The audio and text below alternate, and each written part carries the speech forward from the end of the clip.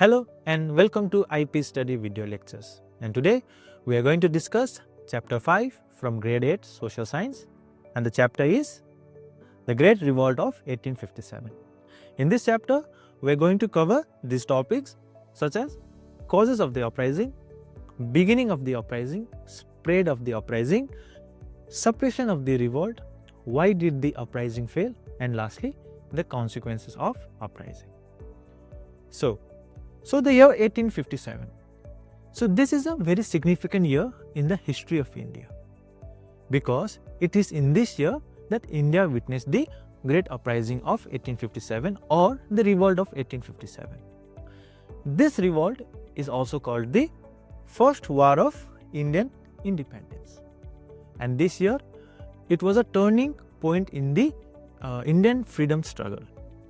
Okay, because this rebellion or uprising was not just a mere rebellion, but it was a collective response of the Indians against the exploitative policies and oppressive methods of British. So it was a very important turning point or year. So now let us see the causes of the uprising. So when we talk about the causes of the Great Uprising, there are many factors that led to the Revolt of 1857, such as political cause. So as we all know that when British came to India, they came as a trading company, but soon they started taking over the kingdom or annexing territories, right? So the British followed a policy of annexation, such as subsidiary alliance or doctrine of lapse. So with these policies, British they started to slowly annex the Indian kingdoms. For example, Satara, Jhansi, Sambalpur, Nagpur and Awadh. So these all kingdoms were annexed by the British. So as a result, the Indian prince and rulers they were converted into merely a subordinate of British. Okay, they lost their authority. So there was a displeasure or there was dissatisfaction among the Indian rulers. So this was one of the important political cause. Another one was, once British came into power, they suspended the this ritual or the practice of granting pension to the Indian rulers. For example, Nana Sahib, the adopted son of Bajirao II, his pension was suspended or he was deprived from getting any pension. So this created a dissatisfaction or displeasure among him, and he also participated in the revolt of 1857. So now let us see the economic causes. So when we talk about the economic causes, we know that the condition of peasants at that time. So British they introduced land revenue system which was very oppressive. Okay, there were high rate of interest or tax. As a result, peasant class they suffered miserably. So in order to pay their land revenue, the peasant they turned to money lenders. But on the other hand, money lenders also exploited the peasants. Okay, so because of that exploitative land revenue system and the oppression of the money lenders, peasants' life become miserable. They lost their land and they become jobless. Another economic cause was the British used all the resources of India, or they transported all the resources from India to their home. As a result, there was a scarcity of raw materials for the Indian. Okay. Another economic cause was the Indian produced goods. They were subjected to heavy duties. As a result, they could not compete in the market. So under the British colonial rule, not only the peasants suffered, but the craftsmen also suffered, because the craftsmen and artisans, their livelihood was affected because of the arrival of cheap machine-made goods from Britain. As a result, the traditional or local handicraft industry suffered and they could not compete with the cheap goods of Britain. So now let us see the social and religious cause. So British in India, they followed a policy of racial discrimination and they did not consider Indian equal to them. Also, they looked down upon the Indians and they restricted Indians in high post or high paying jobs. So as a result, many Indians, they were unhappy or displeasure against the British. Another religious cause was British in India, they levied tax on the lands of the temple and mosque. So even common people were also unhappy with this action of the British. And lastly, when British arrived in India, a huge number of Christian missionaries also arrived in India. And these missionaries, they started converting people. So there was a spread of fear among the common people. They thought that the British is not only influencing their political but also their religious views. So this was one of the important religious cause of the revolt of 1857. Now let us see the military causes. So Indian Sepoys had many reasons to be unhappy or to show displeasure against the British. Firstly, they were unhappy with their pay, they were unhappy with their allowance and the condition of service that they were put to. Okay. Also, all the high-ranking post in the army was kept for the British recruit. Indians were not allowed or not promoted to high ranks. And the highest rank which an Indian Sepoy could reach was of Subedar. And if we compare the salary of a Subedar, then it was even less than the minimum pay of British soldier or British recruit. So as a result, Indian Sepoy realized that British are not equal toward them, or they don't believe in equality, so they rose to revolt. Also, another last cause of military cause was the British followed the policy of annexation. So when they started annexing kingdoms, they disbanded their army. As a result, large number of local armies, they lost their job and became jobless. So during the revolt, they also joined against the British. Lastly, the immediate cause. So in 1856, British introduced Enfield rifle in the company's army. So this rifle had a cartridge with a grease cap and it had to be bitten off before using it. However, there was a rumor that the grease was made of fat of cow and pig. And we all know cows are very sacred for Hindus. On the other hand, pigs are unholy for Muslims. So both the Hindus and Muslim Sepoys, their religious sentiments were hurt, and they refused to use this cartridge, and they willingly joined the revolt when time came. So now let us discuss the beginning of the uprising or the revolt.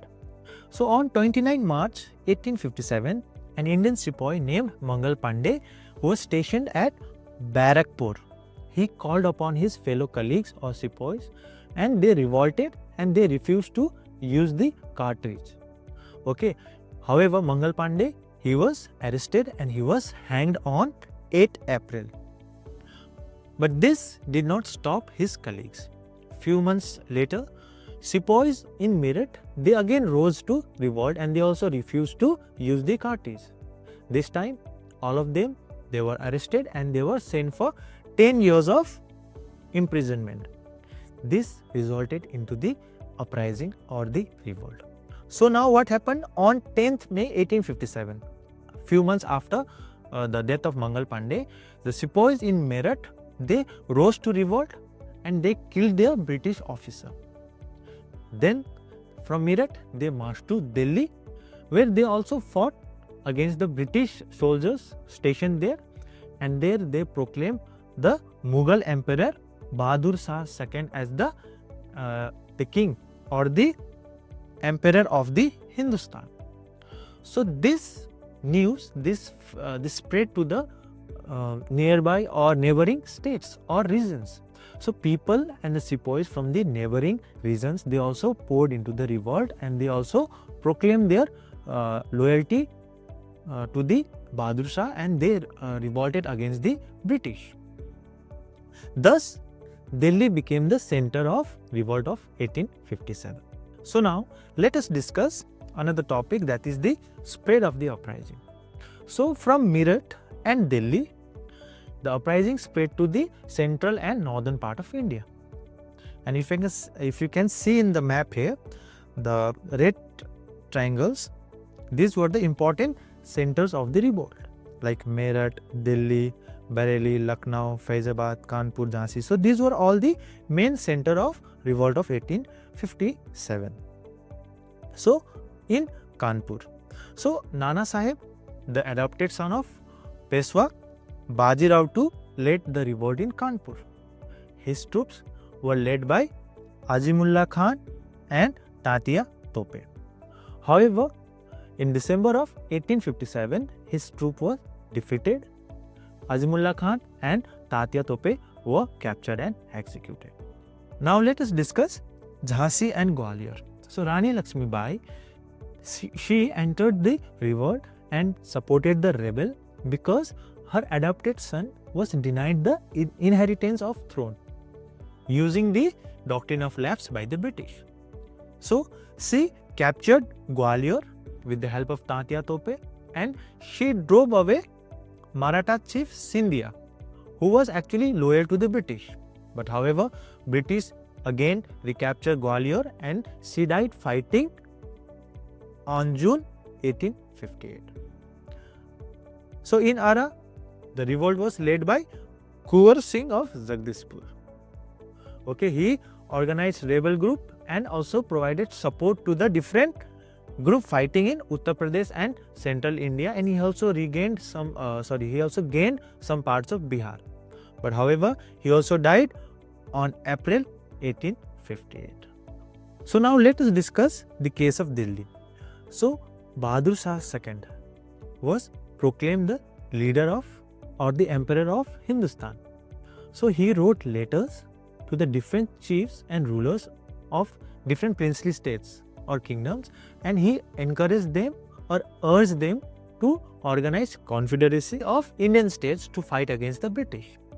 And many leaders also felt that they will be able to rule their own territories if the rebellion was successful. So as a result, Delhi became the center of revolt. Regiment after regiment, they revolted and they joined the rebel group. Not only the Sepoys, but the local and common people of villages and towns, they also rose in rebellion and they supported the local ruler in fighting against the British. So now let us discuss suppression of the revolt. So the then Governor General Canning, he took immediate steps to suppress the revolt. Okay, he called for reinforcement from Britain and also passed some laws to convict the rebels. So as a result of his actions and steps taken, British were able to capture Delhi in September 1857. So Bahadur Shah II, he was sent to Rangoon as a prisoner, where he died in 1862. On the other hand, his two sons were executed or they sacrificed their life. As already discussed, Rani Lakshmi Bai, she fought against the British and also was able to capture Gwalior. But on 18 June 1858, she sacrificed her life fighting against the British troop led by Sir Hugh Rose. Tatia Tope also continued fighting, but he also later sacrificed his life fighting against the British. Khan Bahadur Khan and Kuwar Singh, they were also defeated. Nana Sahib, Begum Hazrat Mahal, their forces were also defeated, and with this, the uprising or the revolt, it slowly died down and British were able to completely suppress the revolt. So now let us discuss why did the uprising fail. So what was the reasons behind the failure of revolt of 1857? The first point, we know the rebels were very brave and they showed their courage while fighting against the British. But they lacked weapons. they had no proper resources, while on the other hand, the British Army, they had huge amount of manpower and modern weapons compared to Indian Sepoys.